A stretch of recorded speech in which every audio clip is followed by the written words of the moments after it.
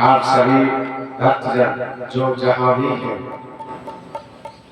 अगर कथा श्रवण कर रहे हैं तो उसे ध्यानपूर्वक श्रवण करें।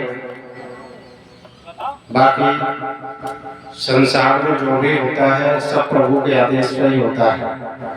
वो जिसको जहाँ चाहते हैं वहाँ बुला लेते हैं, जब चाहते हैं वहाँ से भेज देते हैं। हम लोगों की कोई मर्जी नहीं होती। ये उनकी इच्छा थी इसलिए आप बैठे हैं, ये उनकी इच्छा थी इसलिए हम बैठे हैं। हम कभी ये नहीं देखते कि संसार क्या कर रहा है। यहाँ पर 5 लोग अगर बैठे हैं तो 5 ही बहुत हैं। श्रोता लाखों में कोई 5, कोई 2, कोई 3, कोई 4 हुआ करते हैं, और जो श्रवण करके उसका अमल करते हैं वो कुछ भक्त होते हैं। तो हमें सिर्फ अपनी कथा, अपने प्रवचन पर ध्यान देना है, वाणी पर ध्यान देना है। बाकी संसार है ये, कभी ज्यादा कभी कम आते रहेंगे, चलते रहेंगे। जिसकी किस्मत में जो है वो उसे मिलेगा समय पर। और सब धर्म स्थल पर जो पहुंच जाता है सही समय पर, उस पर परमात्मा की विशेष कृपा होती है। आज हम आपको एक ऐसी बात बताएंगे जो कथाओं के माध्यम से आपने एक बार नहीं हजारों बार सुनी होगी, और उस बात का अर्थ जो है हमारे कथावाचकों ने बड़ी अच्छी तरह से किया है, आपने सुना भी होगा। आज हम आपको अपनी जानकारी के अनुसार वो बताएंगे। उसके बाद हमारी सारी बातें परिवार और समाज से जुड़ी होगी। हमारी बात किसी कथा से नहीं जुड़ी होगी, सिर्फ परिवार और समाज। उसके अलावा तीसरी से नहीं जुड़ती मेरी बात कभी भी।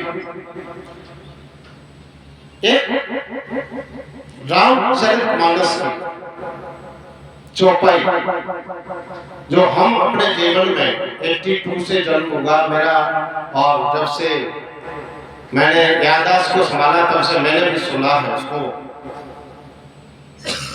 कथावाचक गाया करते हैं कि रंग भूमि जब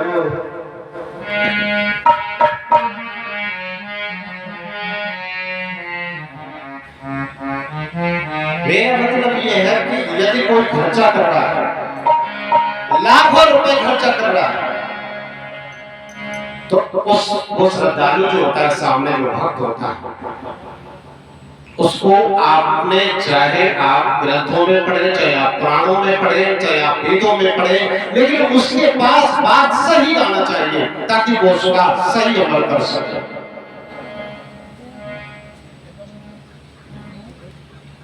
एक बहुत अच्छी चौपाई है रामचरितमानस की, जो आपने कई बार कथावाचकों से सुनी होगी। कि रंग भूमि जब सिया कबुधारी, और मोहे देखे सकल नर नारी।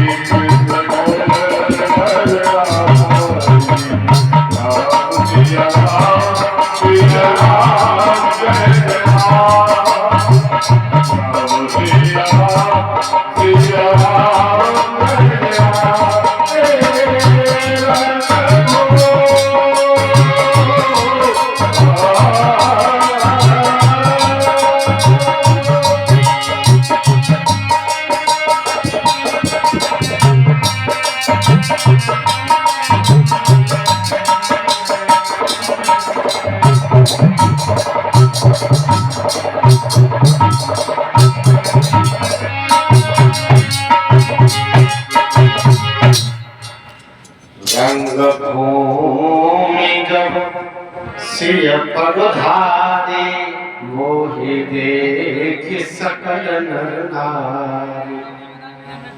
ये